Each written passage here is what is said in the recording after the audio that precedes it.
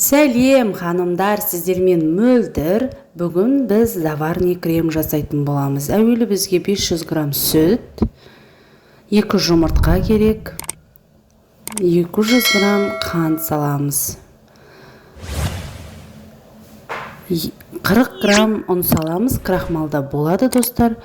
Үй жағдайында весовой болмаса сіздерде 3 қасық, 2 қасық үлкен ас қасықпен ұн салсаңыздар болады. Іртігін осылай жазып аламыз. Миксерсіз де, миксермен де жазсаңыздар болады. Осылай қатты отқа қоясыздар. Қайнап шыққан екен, астын жай отқа қоясыздар. Арасында осылай араластырып тұрасыздар, асты жабысып қалмау үшін. Осылай араластырып тұрасыздар. Міне біздің заварный крем дайын.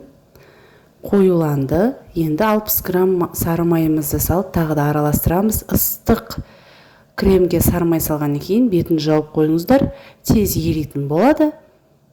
Міне бізде сары май еріді, тағы да араластырамыз да суытуға қалдырамыз.